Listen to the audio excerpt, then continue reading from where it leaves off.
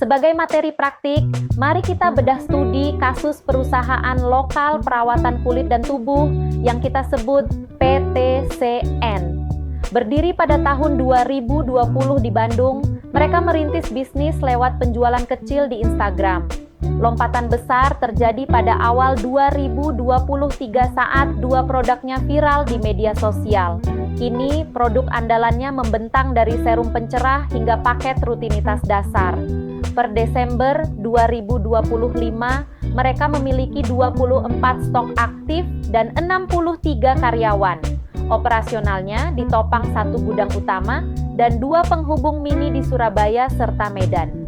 Distribusinya sangat kuat, digerakkan oleh 148 pengecer aktif dan 6.200 pelanggan pesanan ulang yang menjangkau wilayah Jawa, Sumatera, Kalimantan, hingga Sulawesi. Mari kita bedah target pasar dari perusahaan ini. Mereka spesifik membidik perempuan berusia 19 hingga 34 tahun, mayoritas mahasiswa, pekerja pemula, dan ibu muda di kawasan urban. Audiens ini sangat aktif di media sosial dan marketplace. Mereka sensitif terhadap harga, namun tetap menuntut ulasan positif dan keamanan produk. Walau tampak sukses, perusahaan ini ternyata menghadapi benturan internal yang pelik. Omzet bulanan mereka naik, tetapi margin keuntungannya justru menyusut. Pelanggan baru terus berdatangan, namun tingkat pesanan ulangnya lemah. Lalu lintas media sosial tinggi, tetapi konversinya rendah. Penjualan di marketplace ramai, namun identitas merek tidak terbangun. Ditambah situs web yang masih sangat minim kontribusi. Pertanyaan krusialnya, platform manakah yang harus menjadi fokus utama mereka untuk 12 bulan ke depan? Mari kita analisis secara mendalam tabel kinerja penjualan sepanjang tahun 2025 ini. Total pendapatan kotor mencapai 24,9 miliar rupiah dari 122.400 pesanan.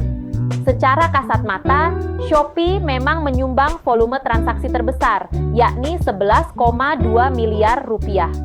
Namun mohon perhatikan, tingginya biaya promosi ternyata menggerus margin kontribusi hingga tersisa 9% saja.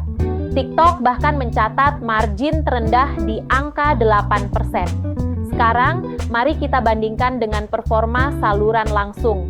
Situs web mandiri sukses mencetak margin tertinggi sebesar 24%. Lebih menakjubkan lagi, kombinasi WhatsApp dan agen penjual mampu menghasilkan nilai rata-rata pesanan tertinggi ditambah tingkat pembelian ulang yang meroket hingga 44%. Inilah jawaban strategisnya. Mari kita interpretasikan data tersebut secara mendalam. Shopee memang menjadi mesin pencetak volume terbesar, namun setelah dipotong berbagai biaya promosi dan subsidi ongkos kirim, margin kontribusinya menyusut menjadi hanya 9%.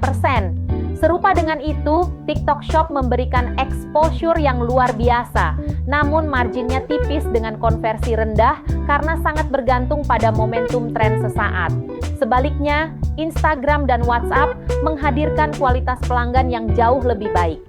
Meski volume transaksinya lebih kecil, WhatsApp mampu mencetak nilai pesanan rata-rata tertinggi senilai Rp444.444, diiringi tingkat pesanan ulang fantastis mencapai 44%. Terakhir, walau tingkat konversinya hanya 1,2%, situs web menyumbang margin paling sehat, yaitu 24%. Mari kita cermati pergerakan data penjualan per kuartal di tahun 2025 beserta sumber penemuan pelanggan baru. Grafik batang di sebelah kiri memperlihatkan tren pertumbuhan positif, di mana total penjualan bergerak naik secara konsisten dari kuartal pertama hingga kuartal keempat. Shopee dan Tokopedia masih menjadi penopang utama volume transaksi. Selanjutnya, mari perhatikan diagram donat di sisi kanan yang menyoroti hasil survei terhadap 1.200 pelanggan baru. Mayoritas dari mereka, tepatnya 33%, menemukan merek ini melalui TikTok.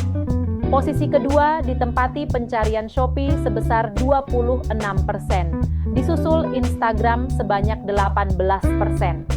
Fakta terpentingnya adalah audiens dominan menemukan merek melalui TikTok dan Shopee.